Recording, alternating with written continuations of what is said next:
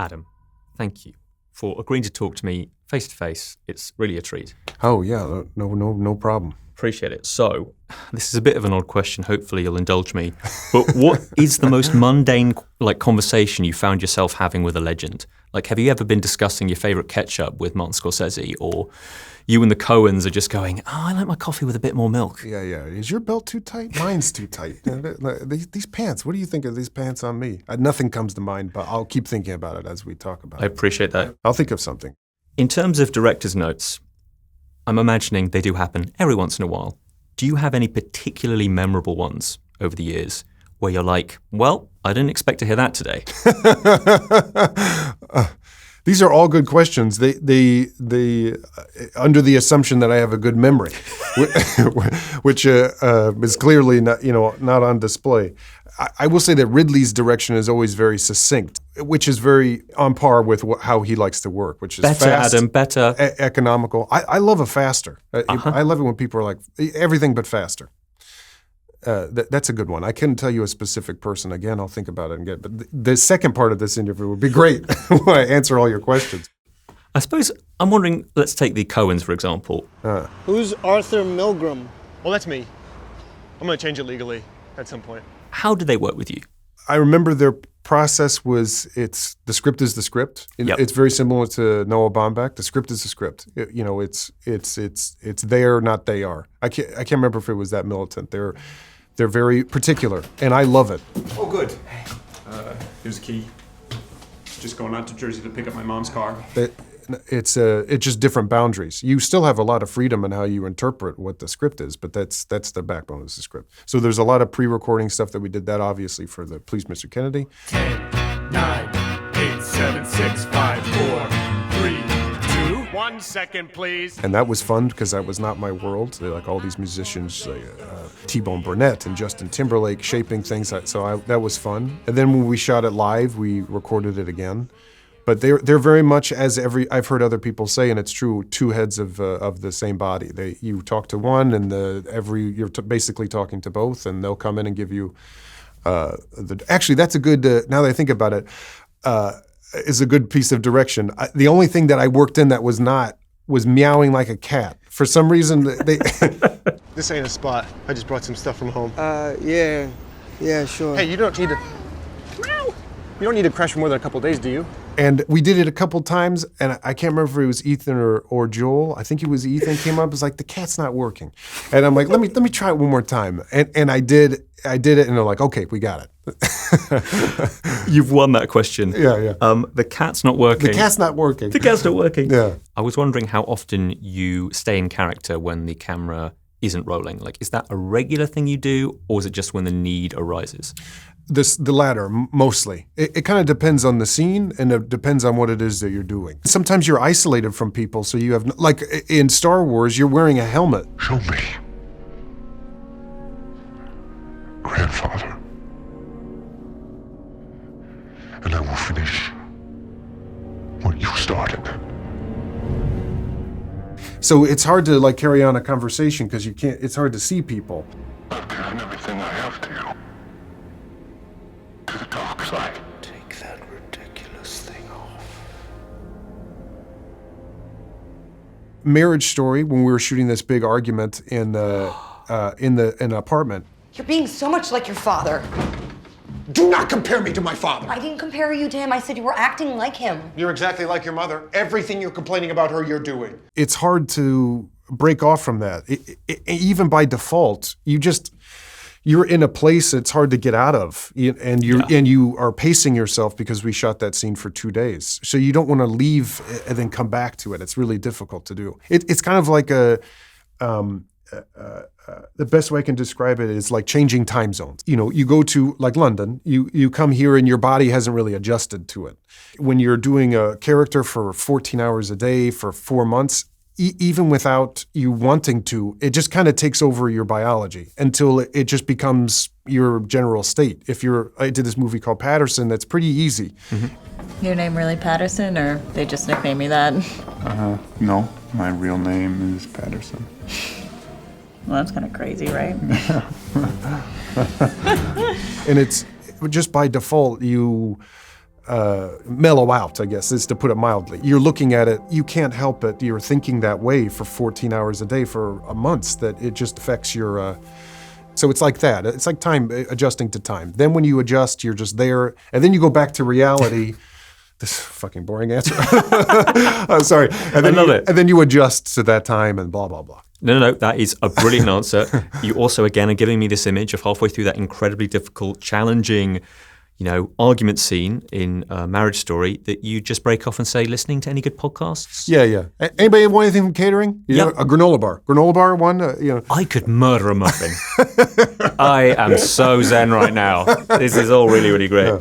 Plus you want to be there, you want to be there for your partner. Because you don't want to suddenly break the vibe and... snap in, snap out. Yeah. I'm making myself really generous sounding, but this is not the case. Basically. Anyway, I'm great. I'm brilliant. Being nice. And you and I, you strike me, we're both people who love receiving compliments, love saying how great we are. It's right. It's a dream talking about ourselves. Who is making this stuff? Who's allowing this to happen? As far as fakes go, they're pretty good. I mean, I'd buy them. Don't be such a cretin. Did you get the opportunity to enjoy yourself on House of Gucci? I'm hoping there was room for that. I had a great time. Yeah. That was really fun. Also very surreal because you're in Italy and it was during the pandemic and they're on lockdown. So it's already a weird vibe. There are no tourists, but you're going to places like the Trevi Fountain. Yeah. And it's just you. It's you and the police, basically. It's Truman Show. It's 28 Days Later. Yeah. Going to the Vatican. The bus agrees. Exactly. That wouldn't have been there. Then the Spanish Steps. It's just you. You're the only person there on the steps. It was pretty wild. After watching the movie, I rewatched the trailer. It was a name that sounded so sweet, so seductive.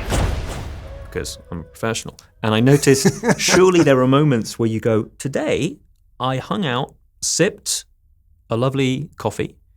You picked a real firecracker. She's a handful. I got on my bike. Yeah. I cycled around some. And I look great doing it. Yeah. Big specs, fantastic suit. You know what? I kind of like this acting job. Yeah. Oh, yeah. That was a good day. Yeah. Like them, skiing, right? Skiing is, yes. Yeah, skiing in the Italian Alps. It's like, and then they're going to pay me to do this, But then also, I'm not a good skier, so it's also kind of like taking your life into your own hands. But no, you're skiing in the Italian Alps, and everyone's there to help you. Like that never happens. And I'm meant to look great at skiing. Exactly. Okay, all right, fine. What are the mementos you've kept over these movies? Has anything made it home, or are you not that kind of guy? I have lots of stuff. I for sure have a helmet. I have 2 helmets actually. A lightsaber. Remember them. See them. I have stuff from The Dead Don't Die. Every movie I try to take... Gucci belts from this one, I'm sure. Gucci shoes. I didn't take a belt. Also because I thought I could pull them off, and then when you get back to reality, you're like, oh, I'm wearing these things. We get it, Adam. You're in Gucci. Yeah, okay. I wear my helmets when I drive, just to confuse people. I have lots of stuff, and I take a lot of pictures too. Not pictures. Well, sometimes I take things that are on the set. Like I have a bunch of stuff from Annette, Last Duel. You've got a suit of armor. In the garage. Yeah. I have my machete from The Dead Don't Die that killed zombies with. Excuse me. Yes. I take all sorts of stuff. I love it. Yeah. Then I keep them in a room and I just pray to myself as I homage to all the things that I've done. And back to the theme of us just being great. Exactly. I've got the same one. I say, look, I'm great. Yeah. I'm wonderful. Everything's great about me. Great. I have my friends over and we look at it. We have a good look. It's wonderful times. How often do you get people in the street just shouting, hey, Kylo? Not often. I don't. I haven't been out. I don't outside. I don't go outside. It's not a pandemic thing. I went trick or treating with the other day to take my son trick or treating, and a doorman at the building like across the street waved, and then went inside his building and came out with a Kylo Ren mask, which I think it meant that he came to work as Kylo Ren. I was unclear. No. He just always has it in case he needs it. He's like, I stole this from you. I heard you had You said you had 2, Yeah. so I wanted 1. Right. Where's the strangest place a fan has asked for a selfie? Bathroom. Bathroom is the strangest place. You mean a public bathroom rather than in your own bathroom? Yes, a public bathroom. Yeah. Thanks for clarifying. Because the guy stealing the masks, I just wanted to be sure. Yeah. Is that a regular occurrence or? It happened twice. Once in Ireland, and I can't remember the other place. Which is not a comment on Ireland. I just can't. It just happened to have happened in Ireland at a urinal. Too. Yeah. Great, what a treat. Yeah. How often do people bring up the SNL work you've done? Because it is...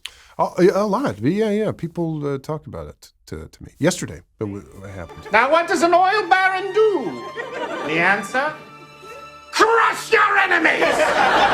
Grind their bones into dirt! It's extraordinary. We're talking like 60 million views like for one video. Really? Not to blow your mind here. That's for what? That was for Undercover Boss, I think. Yeah, okay. Kylo is going undercover among Star Killer base personnel as Matt, a radar technician. Yeah, I'm just wondering if people shout out about 8-packs. Is that doesn't Yeah. A buddy of mine saw Kylo Ren take his shirt off in the shower, and he said that Kylo Ren had an 8-pack. All the time. Oh, yeah. Well, I'm in my shrine. Yeah, of course they do, because I got recordings and I press the button and... Yeah, mostly my friends. No, not often. People don't shout. People don't shout shit at me often. Oh God, I've conjured up this dinner party where you're just there and all your friends around. You go, I just want to talk about me for a bit. So that's why you're here. We've got no other plans, do we? Great. Yeah, it's been 5 minutes. No one said anything about my 8-pack. I'll put on my helmet. And look, exactly, and then you'll talk about me. Adam, it's been a real pleasure. Yeah, thank you so much. I'm glad I put on my suit. I really am very glad. Thank you. Have a great rest of your day. Oh, you too. Thanks for watching. If you enjoyed this video, don't forget to subscribe and click the bell icon to keep up to date. You can listen to my Radio 1 movies and TV podcast, Screen Time, on BBC Sounds. And you can find these interviews in full on BBC iPlayer by searching Movies with Ali Plumb.